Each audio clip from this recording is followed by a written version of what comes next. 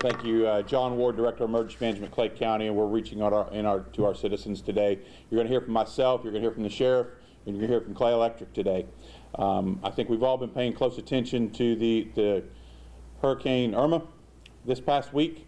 Unfortunately, yesterday it took a significant shift to the west, which is going to bring significant impacts here to Northeast Florida. It's time for our citizens to pay close attention and take action. As of 6 a.m. tomorrow morning, Clay County will be issuing a mandatory evacuation for zones A, B, C, low-lying areas, and modular homes and vulnerable homes. We need our residents to take action in this. By Sunday afternoon, our area could experience tropical storm force winds, and the Sunday night we could be experiencing hurricane force winds. This is going to last potentially for 15 to 18 hours plus, something that North Florida has never seen. This is going to cause significant impact. As Ms. Hutchings said, this is nothing in comparison to Hurricane Matthew. We need our folks to take action in this. Sunday morning at 8 a.m., we're going to be opening our special needs shelter at Lake Asbury Junior High School. At 9 a.m., we're going to be opening 4 general population shelters, one of them at Orange Park High School, one of them at Wilkinson Elementary, one of them at Clay High School, and the other one will be at Keystone Heights High School. Keystone Heights High School and Orange Park High School will both be pet friendly. We are really encouraging our folks to take action. Go ahead and prepare. Take today and tomorrow to get our families prepared and be ready to ride this out. This is going to be causing potential impacts. It could cause, we could be out there for a day, day and a half before we could get access into some areas. Resources are going to be limited. We've paid attention to Hurricane Harvey, the impacts that were at Hurricane Harvey, and now this is going to impact the entire state of Florida. So resources are going to be scarce. So we really need to be prepared to kind of take care of ourselves for the short period of time until we can get the resources in here from outside the area. I'd like to, all these people you see standing behind me, are all leaderships of the various agencies that have been fighting hard preparing this past week and will continue fighting hard for the community over the next weeks and in the time to come for recovery. So I just want to encourage our residents, now's the time to take action. Take this evacuation seriously. Do not be complacent. I'm going to turn it over to Sheriff Daniels. Thank you. There's a few types of people categorically who will be in this area. Those who weather the storm because they have to, those who weather the storm because they chose to, and those who are fleeing the path of the storm. You know, so you and your family members or those in the viewing audience have to determine what category do you fall in. If you're here out of necessity, then you understand that you have a job to do. But if you're here because you choose to be here, understand that if you fall in one of the evacuation zones, you put yourself and your family in a very awkward position, because if you're in an evacuation zone, that means that the resources that it would take to assist you and your family in the event that something bad happens puts us in a bad position, because we're not going to be able to assist you in a timely fashion. So it's time now, as you've heard over the past few days, to enact your emergency evacuation plan, enact your exit strategy, and to not get caught up in traffic like the rest of South Florida and Central Florida. It's time to move now. And not to be a doomsdayer, it's a Category 5 and 4 storm. It's bouncing back and forth. I'm no meteorologist, but I do know that high speed winds can cause a variety of outcomes. One of those things being, once the wind levels reach a level of 40+ miles an hour as a gust or sustained winds, all of the bridges will be closed. That is the standard of practice across the state of Florida, and I think best practices in this country. So when you consider having to evacuate from where you live or wherever you're plan on traveling, understand that once the wind levels reach a certain speed, and that's why you keep hearing tropical storm force winds, those exceed 40+ miles an hour, you'll be stuck in place, not being able to cross over a bridge. Now, you have crowded highways as it is. We have our partners from South Florida and Central Florida that are moving through our state. They are taxing our resources, and so if you plan on leaving the area, again, do so now. I'm asking, as the sheriff of Clay County, that the Clay County residents cooperate with the evacuation orders, those mandatory evacuation zones.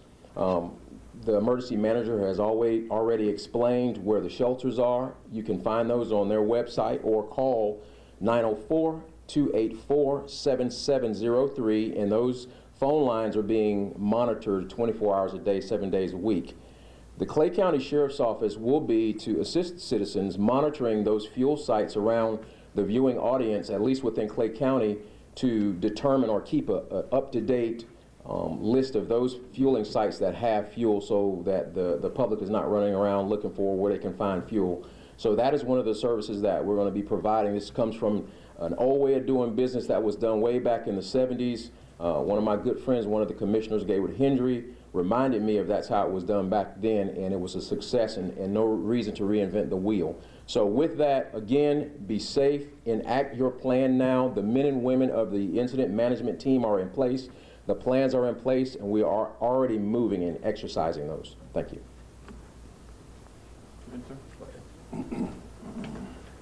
Hi, I'm Wayne Maddox, Manager of Communications with Clay Electric Cooperative, and I've got some important points to make during this presentation. We are closing our district and central offices to regular business activities on Monday and Tuesday, so our employees can focus on restoration efforts. Depending on the severity of the storm, we may extend the number of days our offices are closed for regular business. Hurricane Irma poses a serious threat to our area. This hurricane will impact our service area directly and cause serious damage to our power distribution system. Our system is built to withstand hurricane force winds. But falling trees, tree limbs, and other debris like parts of homes, roofs, and things like that will cause many outages. Be prepared to go without power for up to a week or longer. We know this is a major inconvenience. Our families will be facing this difficult situation just like everyone else. So we understand it's a major inconvenience to go without power. But Hurricane Irma is going to knock down our system, and it's going to take time to get it back up. So please be patient and understand that we are working night and day to get your power back on. We'll get our customers' power back on as quickly and safely as possible. We're bringing in as much outside help as we can to speed the restoration efforts. We are in contact with cooperatives in other states who aren't going to be affected by this storm, and we are calling on them to send their crews to give us a hand. We want to get your power back on as quickly and safely as possible. If you or your family member depend on power for medical reasons, have somewhere to go that's out of harm's way, or use a generator if you have to. If you use a generator, know how to do it safely, and don't hook it up to your home's wiring system. It could backfeed into our distribution system and kill or injure our personnel who are making restoration efforts.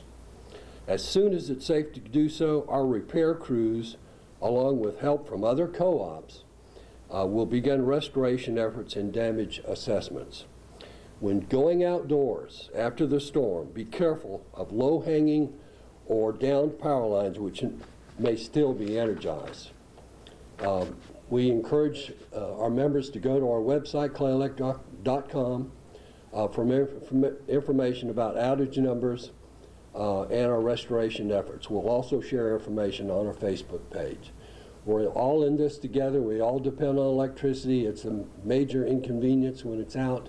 And please be patient with us, because we're going to be doing everything we can to get your power back on safely and quickly. Thank you. In closing, just wanted to re-emphasize, beginning 6 a.m. tomorrow morning, zones A, B, C, vulnerable homes, and mobile homes will be evacuated. There's nothing preventing from acting sooner. We encourage residents to take advantage of this time to prepare. If you have any questions, please, as the Sheriff stated, please feel free to call us, 904-284-7703, or go to our website, alert.claycountygov.com. We now open for questions. regarding the power issue in Clay County. I know that there's a lot of underground wires. How do you expect this storm to kind of hinder those efforts with that power? A lot of our distribution system is above ground, and the above ground system feeds the power to the underground systems, which typically are like in subdivisions and such as that. Because it is exposed to trees and flying debris, we expect there to be significant damage to our system. Really. What do you want residents along Black Creek to know through this? So the residents along the main body of the Black Creek to State Road 21 is Zone C.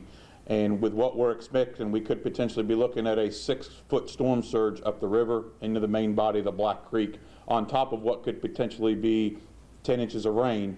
This is going to cause some potential flooding for that, which we're going to be monitoring for, but we really need all our residents to pay close attention. But those residents along the main body of the Black Creek is Zone C. Will there be any police patrols driving up and down county streets to urge people to evacuate? We do not force the evacuation. We do not have the authority to force the evacuation along those lines. That's why we're here together as a team with a united front, trying to encourage our residents that it's time to take action. Are you all worried about traffic? I'll defer to the sheriff on that, sir. Sure. Traffic is always an issue. Our state partners, Florida Highway Patrol, are assisting us in the moving of traffic endeavor. There's a plan in place at the state level to, we abandoned the contraflow, which means moving all traffic in one direction on the major highways, to using the shoulders, which if they haven't done so, we'll be moving to that in short fashion to get people out as quickly as possible who choose to use I-10, I-95, I-75 to run away from the storm. But it's about timing, and you know, if you plan on leaving the area, do it now. Do it before the storm, because if you wait until the winds are picking up, it's going to be too late. You can't outrun a storm the size of the state of Florida. It's just not humanly possible. Sheriff, I just heard it on a broadcast from Miami this morning. They were talking about first responders, if the winds got above 40, they may not be. Is there any kind of rule on that, or y'all? So that's best practice when it comes to response. The safety of a vehicle being able to motor on the roadway at wind speeds over 40+ miles an hour, it makes it very unsafe. So then calls for service have to be prioritized, and you just can't call because a cat got stuck in the tree. I hate to use that as an illustration, but those things that are not a priority won't be responded to. And I hate to say that as the sheriff, because we take all these types of things personally, but the safety of life is what's most important right now. And predictable is preventable. Those areas that are prone to flood will flood. So if you understand that your area is a flood area, leave now. The shelters are available, they're in high ground, and they're made readily accessible. When do we expect conditions to get to turn here in Clay County? Is there a time? You mentioned 8 o'clock Sunday, get out by then. Do we expect it to happen around then? Or We are encouraging our citizens to have all their preparatory actions and evacuations completed by Saturday evening.